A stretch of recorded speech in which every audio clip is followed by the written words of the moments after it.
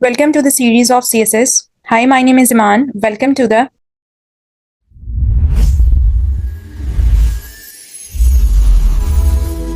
In the second lecture of CSS, we are going to know about the colors property in CSS. The CSS color property sets the foreground color of an element, text and text decoration. Color property CSS में क्या होती है कि किसी भी content के ऊपर colours को ऐड करना, टेक्स्ट के ऊपर कलर को ऐड करना, उसको हम कलर प्रॉपर्टी कहते हैं CSS के अंदर। फोरग्राउंड कलर का मतलब क्या होता है? एक हमारे पास बैकग्राउंड होता है और एक फोरग्राउंड होता है। सिमिलरली हमारे पास जो फोरग्राउंड फ्रंट पे हमें नजर आता है टेक्स्ट, उसको हम फोरग्राउंड करते हैं, उसके ऊपर स्टाइलिंग अप्लाई करते हैं, उसको कलर प्रॉपर्टी कहते हैं।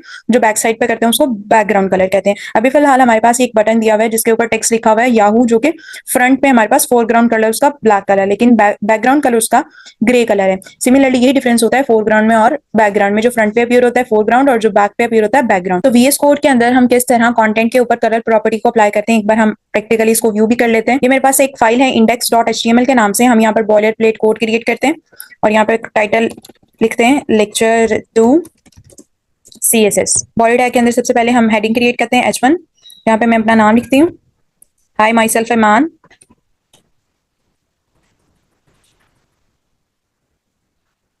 नेक्स्ट हम एक पैराग्राफ टैग ले लेते हैं।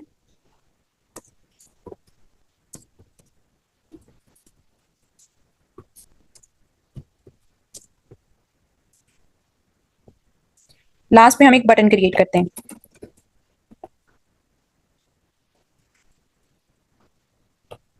इसको सेव करते हैं, व्यू करते हैं, क्लिक ऑन रिफ्रेश। तो आप देख सकते हैं वेब पेज के ऊपर मेरे पास कंटेंट तो अपीयर हो गया, लेकिन इसके ऊपर अभी तक कोई स्टाइल अप्लाई नहीं हुआ। तो स्टाइल अप्लाई करने के लिए हम सेपरेट फाइल के अंदर स्टाइलिंग को अप्लाई करते हैं। उससे पहले हम HTML और स्टाइलिंग CSS की फाइल को जो लिंक करते हैं, link relation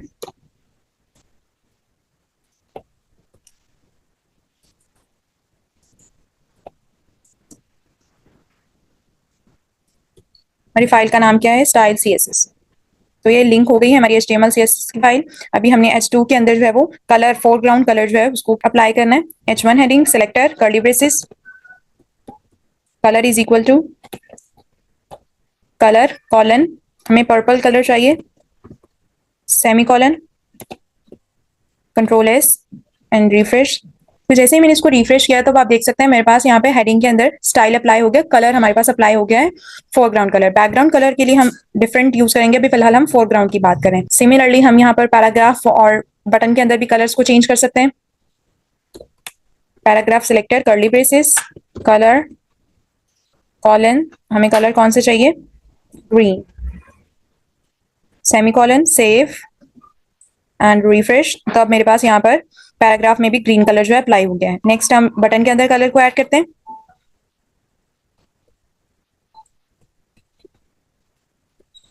button selector curly braces,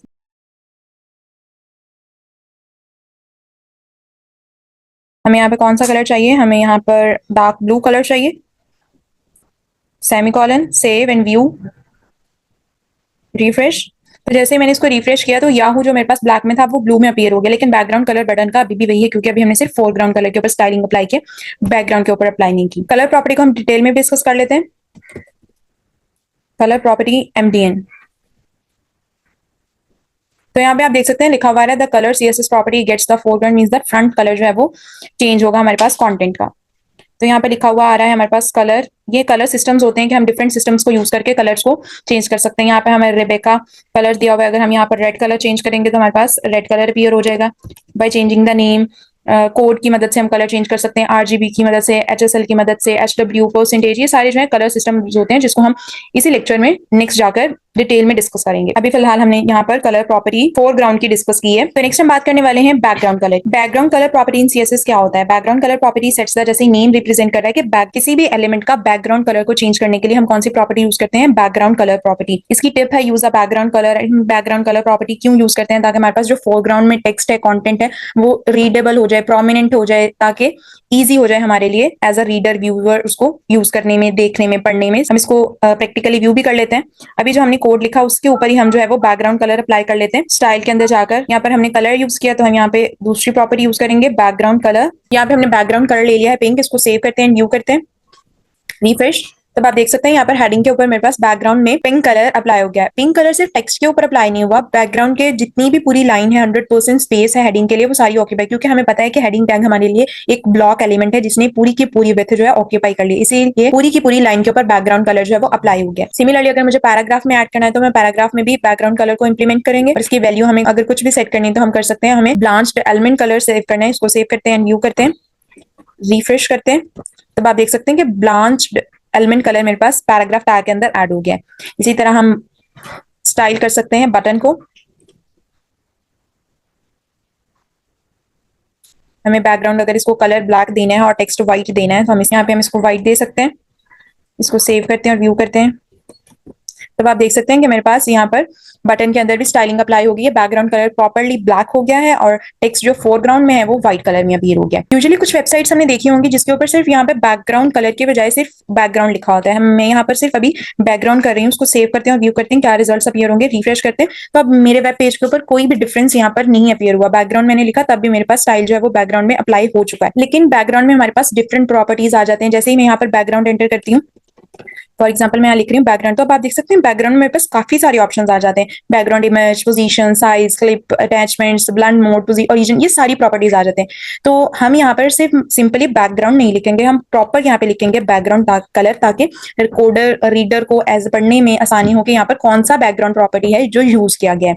तो बैकग्राउंड सिंपली करने से भी प्रॉपर्टी हमारी अप्लाई हो जाएगी वेब पेजेस पर, बट हमें सिंपली बैकग्राउंड नहीं करना, हमें पूरा बैकग्राउंड कलर लिखना है ताकि हमें यूजर के तौर पर पता चले कि हमें यहाँ पर कौन सी प्रॉपर्टी यूज किया है, क्योंकि बैकग्राउंड में और सारी वैरायटी आ जाती है। हम इसको सेव करते हैं तो कोई फर्क नहीं आया मेरे वेब पेज के ऊपर, प्रॉपर्टी वैसे ही अप्लाई हुई है। तो ये तो हमने देख लिया कि कलर प्रॉपर्टी को सीएसएस के अंदर हम किस तरह बैकग्राउंड और फोरग्राउंड जो स्टाइल अप्लाई करके उसके अंदर कंटेंट को क्रिएट कर सकते हैं। बट कलर प्रॉपर्टी को ऐड करने के लिए हमारे पास कुछ सिस्टम्स होते हैं जिसके थ्रू हम सीएसएस के अंदर स्टाइल अप्लाई कर सकते हैं। सबसे पहला सिस्टम है हमारे पास नेम कलर, मींस दैट अगर हमें कोई भी कंटेंट है उसको कलर चेंज करना है तो बाय नेम, जिस तरह अभी तक हम करते आ रहे हैं बैकग्राउंड फोरग्राउंड में हमने नेम सिंपली एंटर किया है और हमारे पास वो स्टाइल जो है अप्लाई हो गया। अगर हम रेड चाहिए तो रेड लिखते हैं, रेड अप्लाई हो जाता है, ब्लू करते हैं, पिंक करते हैं, पर्पल करते हैं, मैजेंडा, टील, ये सारे कलर्स अगर हम करते हैं तो सिंपली हमारे पास वो कलर अप्लाई हो जाते हैं। बट टोटली हमारे पास 140 to 150 नेम्ड कलर्स हैं जिसको हमारा ब्राउजर पहचानता है। बट कुछ ऐसे कलर्स भी होते हैं जिनको हमारा ब्राउजर नहीं पहचानता, उनका नेम नहीं होता, जिनके हमें नेम आते हैं हम उनका नेम अप्लाई करते हैं और उसको इंप्लीमेंट करवा लेते हैं। लेकिन कुछ ऐसे सिस्टम्स भी होते हैं जिसके अंदर कलर्स का नेम नहीं होता,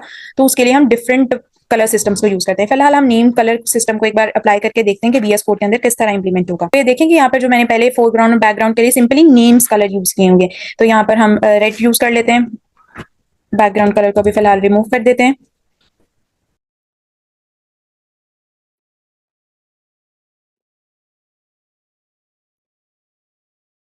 यहाँ पर रेड करते हैं, Ctrl+S, तो यहाँ पर हम मैजेंडा और यहाँ पर हम कर लेते हैं मेरून, सेव करते हैं और इसको व्यू करते हैं, रिफ्रेश। तब आप देख सकते हैं कि मेरे पास नेम अप्लाई करने से कंटेंट के ऊपर स्टाइल अप्लाई हो चुका है।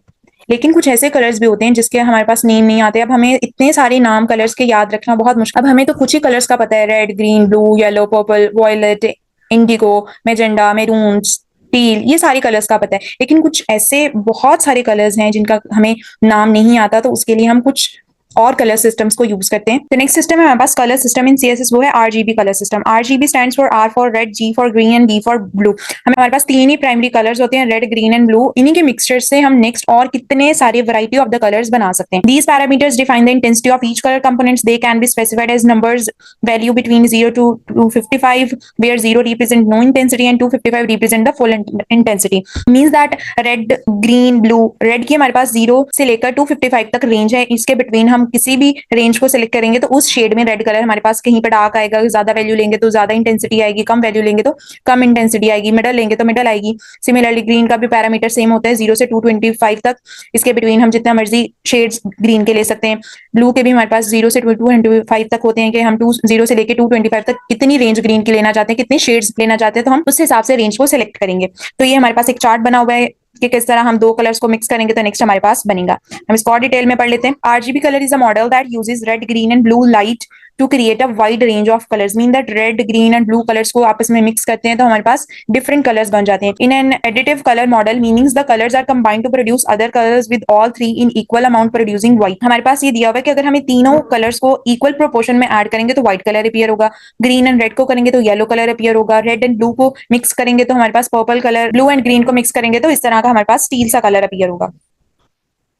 आरजीबी सिस्टम को यूजुअली हम सीएसएस के अंदर तो यूज करते ही करते हैं, बट मोस्टली इसका यूज हमारे पास टीवीज में होता है, एलईडीज में होता है, कंप्यूटर मॉनिटर्स में होता है, स्मार्टफोन्स में होता है, जिसमें कलर्स हमें दिखाई देते हैं कि जो भी कलर्स डिस्प्ले हो रहे हैं फोटोज वीडियोस की फॉर्म में वो आरजीबी की कलर सिस्टम्स के थ्रू सेट किए जाते हैं, where each colour can be represent by triplets of the value often ranging from 0 to 25 to define the intensity of each primary colour. ये तीनों प्राइमरी कलर्स 0 से 225 तक होते हैं। आरजीबी सिस्टम को हम किस तरह अपने कोड के अंदर एंटर कर सकते हैं? हमने अपना कलर प्रॉपर्टी लिखते हैं, उसके अंदर हम यूजुअली पहला सिस्टम हमने नेम का पढ़ा तो नेम की बजाय अब हम आरजीबी सिस्टम को यूज करेंगे, तो हम उसके लिए लिखेंगे आरजीबी। रेड के लिए हमारे पास यहाँ पे दिया हुआ है 22500, मींस दैट अगर प्योर हमें रेड कलर चाहिए तो उसके लिए हम आर को 225 रेंज रखेंगे और ग्रीन एंड ब्लू को 0 रखेंगे। मींस दैट ये जो 3 zeros यहाँ पे नजर आ रहे हैं, इसका मतलब जो पहला हमारे पास नंबर होगा वो रेड को रिप्रेजेंट करेगा, सेकंड नंबर ग्रीन को रिप्रेजेंट करेगा एंड लास्ट नंबर ब्लू को रिप्रेजेंट करेगा। इसीलिए हम इसको आरजीबी सिस्टम कहते हैं। पहला कोड रेड को, दूसरा ग्रीन को एंड लास्ट वाला ब्लू को, 3 पेयर्स की फॉर्म में हमारे पास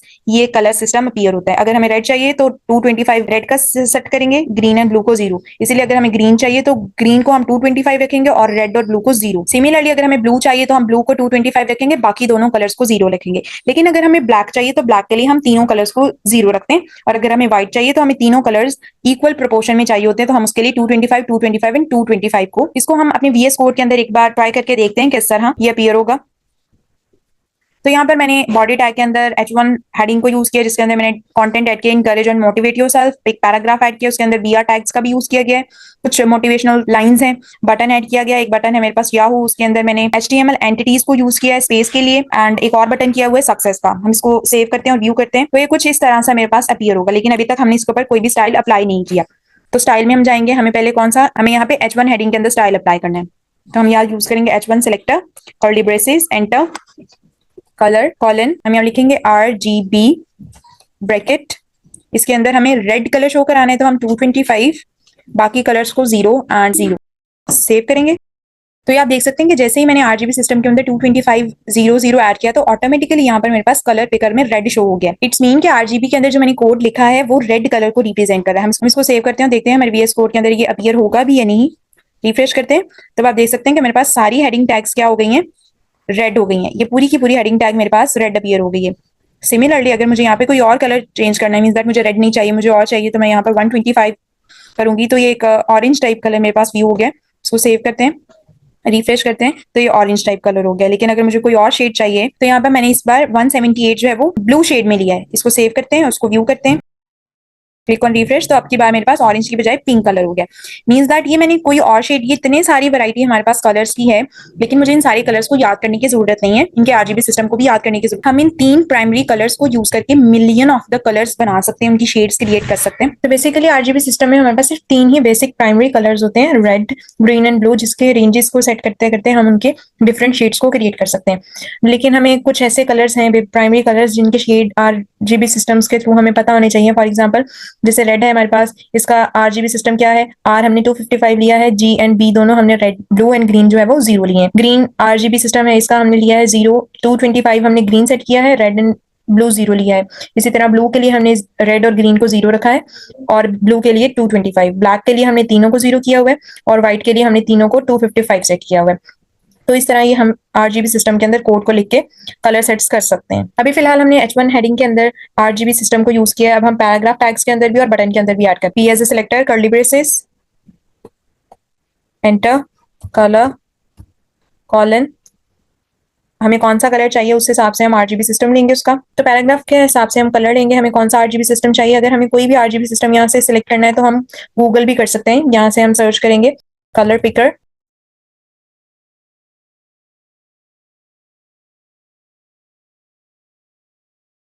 क्योंकि इतने सारे कलर्स होते हैं जिनका आरजीबी सिस्टम हमें याद नहीं रहता और ना हम रख सकते हैं। तो इसके लिए हम इसके लिए गूगल करते हैं कलर पिकर को, हम यहाँ से सिलेक्ट कर सकते हैं। फॉर एग्जांपल मुझे यहाँ पर पर्पल शेड में टेक्स्ट को अपीयर कराना है तो यहाँ से हम इसका सिलेक्ट कर सकते हैं। और बॉटम पे अगर मुझे थोड़ा डार्क शेड में चाहिए तो मैं इसको नीचे ड्रॉप करूंगी और ड्रैग कर देंगे और आप देख सकते हैं कि यहाँ पर RGB सिस्टम मेरे पास R81, G2 एंड B112, हम इसको एंटर करते हैं।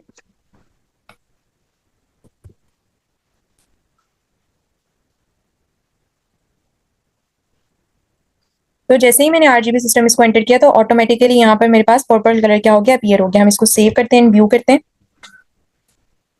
Click on refresh. तो आप देख सकते हैं पैराग्राफ टैग के अंदर जितना भी कंटेंट था वो सारा पर्पल हो गया। अगर मुझे कोई और कलर सिलेक्ट करना है, फॉर एग्जांपल मुझे यहाँ पर डार्क गोल्डन कलर चाहिए, तो यहाँ से ये हमारे पास ऑलिव कलर है, तो हमने ऑलिव कलर को सिलेक्ट कर लिया। इसके लिए हमारे पास ये RGB सिस्टम है, हम इसी को सिलेक्ट कर लेते हैं और VS कोड के अंदर एंटर करते हैं। यहाँ पर 112 एंड ये हमारे पास जो B है वो 0 है। तो जैसे ही मैंने इसको एंटर किया ऑटोमेटिकली यहाँ पर ऑलिव कलर क्या हो गया, मेरे पास अपीयर हो गया। हम इसको सेव करते हैं एंड रिफ्रेश करते हैं। तो अब मेरे पास सारा का सारा पैराग्राफ कंटेंट क्या हो गया, ऑलिव कलर में अपीयर हो गया। सिमिलर हम RGB सिस्टम बटन्स के अंदर भी स्टाइल कर सकते हैं। Button curly braces colour is equal, हमें किस टाइप का कलर चाहिए हम यहाँ पर सेट कर सकते हैं। यहाँ से हमें थोड़ा सा डार्क ब्लू कलर चाहिए, तो उसके लिए हम क्या करते हैं, हमें यहाँ पर डार्क ब्लू चाहिए, तो आप देख सकते हैं कि ग्रीन एंड रेड जो कलर है वो लो इंटेंसिटी में है और ब्लू कलर क्या है मेरे पास हाई इंटेंसिटी में, 221 एंड 1111। तो हम यहाँ पर RGB 212 एंड 112, तो ऑटोमेटिकली यहाँ पर डार्क ब्लू कलर क्या हो गया, मेरे पास सिलेक्ट हो गया। हम इसको सेव करते हैं और व्यू करते हैं कि बटन्स पर किस तरह अपीयर होगा। रिफ्रेश करते हैं तो अब टेक्स्ट क्या हो गया, मेरे पास ब्लू कलर में अपीयर हो गया। लेकिन तो अभी तक हमने दो कलर सिस्टम्स को पढ़ा, एक नेम कलर सिस्टम को और RGB कलर सिस्टम को। इसके अलावा भी हमारे पास और कलर सिस्टम्स होते हैं, जैसे कि हेक्साडेसिमल और hexa code colour system. Hexadecimal भी कह सकते हैं हम इसको कलर सिस्टम, और हेक्स कोड मींस दैट इसकी शॉर्ट फॉर्म है hex code colour system. A hexadecimal color often refers to a hex color code in a 6-digit alphanumeric code used to specify colors in various design and coding applications, especially in HTML and CSS for web designing. Means that hexadecimal color जिसके अंदर हम 6 digits mean 6 characteristics को use करते हैं, जो कि alphanumeric means the alphabets and numbers का mixture होता है। इस तरह का कोड हम यूज करते हैं for the representation of the colors. Hexacode bytes values ranges from 00, which is the lowest intensity of a color, double F which represent the highest intensity, means that सबसे lowest intensity के लिए जो हम code use करेंगे वो 00 होगा और highest intensity के लिए जो हम यूज करेंगे वो होगा डबल F। अभी हमें इस बात की इतनी क्लियरेंस नहीं हुई कि हेक्साडेसिमल क्या होता है, तो हम इसको डिटेल में पढ़ते हैं।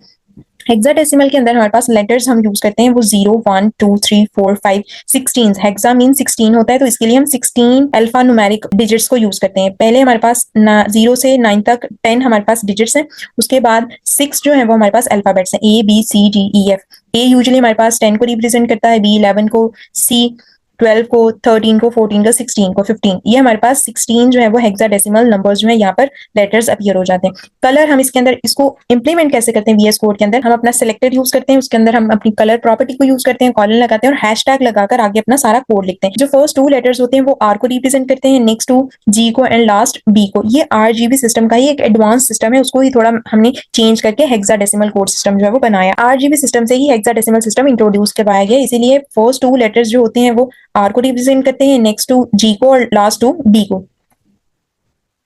हेक्साडेसिमल सिस्टम कलर सिस्टम को अप्लाई करने से पहले कुछ ऐसी बेसिक्स हैं जिनको हमें समझना चाहिए। सबसे पहले डेसिमल्स, जिनको हम मैथ में यूजुअली यूज करते हैं, उसमें हमारे पास टोटली जो डिजिट्स होते हैं 0 से 9 होते हैं। 0 से 9 की रेंज में हम चेंज करके काफी सारे नंबर्स जो है उसको क्रिएट करते हैं।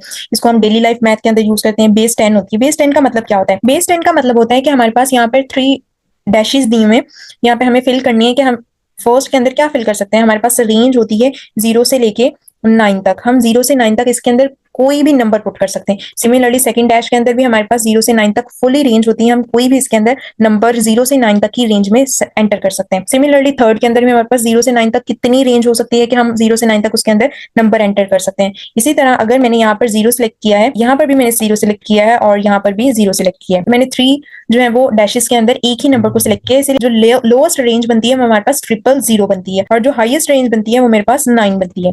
हम यहाँ पर 9 सेलेक्ट, लास्ट नंबर हम 9 सेलेक्ट करके इसको, तो हमारे पास रेंज क्या बनी, minimum range 00 and highest range 999। Similarly हमारे पास एक और मेथड होता है बाइनरी, इसके अंदर हमारे पास 2 ही डिजिट्स होते हैं, इसकी बेस 2 होती है। इसको हम यूजुअली कंप्यूटर्स के अंदर, ये कंप्यूटर लैंग्वेज होती है जिसको बाइनरी लैंग्वेज कंप्यूटर अंडरस्टैंड करता है, तो इसमें भी हमारे पास रेंजेस होते हैं। बेस 2 कहने का क्या मतलब होता है? बेस 2 कहने का मतलब हमारे पास ये होता है, इसमें भी हमारे पास 3 डैशेस दिए हुए हैं, तो हमारे पास क्या रेंज है? इसमें हमारे पास सिर्फ 2 ही ऑप्शंस हैं कि हम पहले वाले में 0 या 1 पुट कर सकते हैं। सिमिलरली सेकंड के पास भी हमारे पास ऑप्शन होते हैं कि हम क्या पुट कर सकते हैं, 0 से 1 तक ही पुट कर सकते हैं।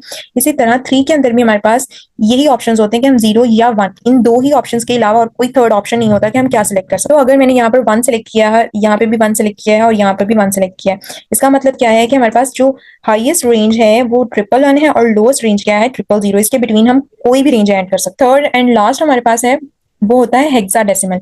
इसमें हमारे पास डिजिट्स कितने होते हैं? 16। इसको हम यूजुअली HTML, CSS और SVG में यूज करते हैं। इसकी बेस 16 होती है। बेस 16 कहने का क्या मतलब होता है? इसमें भी अगर हमारे पास 3 प्लेस दिए हुए और उसमें हमने नंबर सेट करना है, तो हमारे पास ऑप्शंस क्या होते हैं? हमारे पास ऑप्शंस इसको दिए होते हैं। इसमें हमारे पास ऑप्शंस होते हैं 0 से F तक, कि हम 0 से F तक कितनी कौन सा नंबर सेलेक्ट कर सकते हैं। सिमिलरली थर्ड के अंदर भी 0 से F तक हम कोई भी नंबर सेलेक्ट कर सकते हैं। इसी तरह थर्ड के अंदर भी हम 0 से F तक कोई भी रेंज जो है वो उसको सिलेक्ट कर सकते हैं। तो अगर मैंने यहाँ पर F सिलेक्ट किया है और सिमिलरली यहाँ पर भी मैंने सेकंड में भी F सिलेक्ट किया है और फर्स्ट में भी F सिलेक्ट किया है, तो मेरे पास जो हाईएस्ट रेंज क्या होगी वो FFF होगी। और इस कलर सिस्टम को हम एक बार VS कोड के अंदर एंटर करके देखते हैं किस तरह प्रैक्टिकली ये हमारे पास व्यू होगा। तो यहाँ पर हमने RGB सिस्टम लिया है, इसको रिमूव करते हैं। हम यहाँ पर कलर ऐड करते हैं, उससे पहले हमें हैशटैग लगाना होगा। हैशटैग लगा के हमें अगर FFF का यूज करते हैं तो हमारे पास कौन सा कलर अपीयर होगा? कलर पिकर के अंदर ऑटोमेटिकली जैसे ही मैंने ये कोड एंटर किया तो व्हाइट कलर अपीयर होगा। सिमिलरली अगर मुझे यहाँ पर 000 जो हमारी सबसे लोएस्ट इंटेंसिटी है उसके लिए ब्लैक कलर अपीयर हो रहा है। लेकिन अगर मैं यहाँ पर कोई और कलर ले लेती हूँ, फॉर एग्जाम्पल मैं यहाँ पे कर रही हूँ 00 एंड FFF, इसको हम सेव करते हैं तो ये हमारे पास एक ब्लू कलर का शेड जो है वो अपीयर हो रहा है। हम इसको सेव करते हैं और VS कोड के जो वेब पेज है किस तरह अपीयर होगा उसके अंदर देखते हैं। Click on refresh. तो ये देखिए यहाँ पर हेडिंग हमारे पास व्यू नहीं हो रही क्योंकि हमने यहाँ पर कौन सा कलर सेलेक्ट किया था? व्हाइट कलर सेलेक्ट किया था। लेकिन हमें इतने सारे कलर्स का हेक्साडेसिमल किस तरह याद रहेगा? हमें इसको याद करने की जरूरत नहीं है। हम कलर पिकर गूगल से सर्च कर सकते हैं, तो यहाँ पर हमारे पास ऑप्शंस काफी सारे आ जाते हैं। किस तरह ये हमारे पास लिखा हुआ है, कोड आ रहा है कि ये जो हमने जिंक कलर, अगर हमें मुझे इसका थोड़ा डार्क शेड चाहिए या मुझे कोई ब्लू शेड चाहिए डार्क में, हम यहाँ से डार्क ब्लू कलर का जो शेड है उसको सिलेक्ट करते हैं तो ये मेरे पास ऑप्शन आ गया है, इसका हेक्साडेसिमल कोड आ गया। मैं यहाँ पर इसको रिमूव करके पेस्ट करते हैं हम, तो ये हमारे पास डार्क ब्लू कलर अपीयर हो गया। इसको सेव करते हैं, व्यू करते हैं कि मेरी हेडिंग इस कलर में अपीयर होगी। तो आप देख सकते हैं डार्क ब्लू कलर में मेरे पास हेडिंग क्या हो गई? अपीयर हो गई with the help of this hexadecimal code, hex code. हम इसको हेक्स कोड भी कहते हैं। लेकिन अगर मैं यहाँ पर इस हैशटैग को नहीं लगाती और इसको सेव करके हैं, व्यू करते हैं एंड रिफ्रेश करते हैं, तो अब आप देख सकते हैं कि मेरे वेब पेज के अंदर कोई भी कलर सेलेक्ट नहीं हुआ। जो नॉर्मली ब्लैक कलर अपीयर होता है वही कलर अपीयर हुआ है। लेकिन जो मैं यहाँ पर, मैंने तो यहाँ पर डार्क ब्लू कलर का कोड एंटर किया है लेकिन वो कलर अपीयर नहीं हो रहा। क्यों नहीं हो रहा? क्योंकि मेरे VS कोड को इस बात का नहीं पता कि मैं ये कौन सा कोड ऐड कर रही हूँ, क्या ऐड कर रही हूँ। तो इसके लिए हमें हैशटैग लगाना जरूरी होता है, तभी हमारे पास कलर जो होता है वो अपीयर होता है। कुछ लाइव वेबसाइट्स आपने देखी होंगे जिसके अंदर सिर्फ इस तरह 3 डिजिट्स हेक्साडेसिमल कोड लिखा होता है, सिर्फ 3 डिजिट्स ही दिए होते हैं। यहाँ पर भी जैसे आपको व्यू हो रहा है 3F दिए हुए, 0F3। लेकिन हमने तो प्रीवियस पढ़ा कि हमारे पास 6 डिजिट्स होने चाहिए, जिसमें पहले 2 जो होते हैं वो रेड को रिप्रेजेंट करते हैं, नेक्स्ट 2 जो होते हैं वो G को रिप्रेजेंट करते हैं और लास्ट 2 जो होते हैं B को रिप्रेजेंट कर रहे होते हैं। लेकिन इसमें इस तरह नहीं है, यहाँ पर हमें 3 कोड्स दिखाई दे रहे हैं। ऐसा क्यों होता है? क्योंकि हमारे पास C रिप्रेजेंट तो वही कर रहा होता है, फर्स्ट रेड को, सेकंड ग्रीन को और लास्ट वाला G को। लेकिन इसमें क्या होता है, हमारे पास अगर कोई सिमिलर नंबर्स हैं, पेयर की फॉर्म में शो हो रहे हैं, तो हम उसको 1 बनाकर लिख सकते हैं। अब यहाँ पर हमारे पास लिखा हुआ है 0F0, मींस दैट जो फर्स्ट नंबर रेड के लिए हमने 0 चूज किया है वो पेयर की फॉर्म में 00, FF एंड 00 अगेन। इसको हम एक बार व्यू कर लेते हैं। हम इस कोड को क्या करते हैं, रिमूव करते हैं सारे कोड को। तो ब्लैक के लिए हमने देखा कि हम यहाँ पर हैशटैग यूज 0000, तो ये ब्लैक के लिए हमारे पास व्यू हो रहा है। लेकिन अगर मैं यहाँ पर सिंपली 10, 20 एंड 30 लिखूंगी, तब भी यहाँ पर मेरे पास ब्लैक कलर अपीयर होगा। सेव करते हैं, इसको व्यू करते हैं, तो ये देखें ब्लैक कलर मेरे पास यहाँ पर अपीयर हो रहा है। लेकिन अगर मेरे पास कोई कोड ऐसा है जिसके लिए हम हैशटैग यूज करते हैं FF, F22 एंड 33, तो ये कौन सा कलर होगा? ये डार्क कलर है हमारे पास रेड का। तो हम इसकी बजाय यहाँ पर इसको अगर सेव करें और व्यू करें, पैराग्राफ का जो कंटेंट है वो रेड कलर में मेरे पास अपीयर हो गया।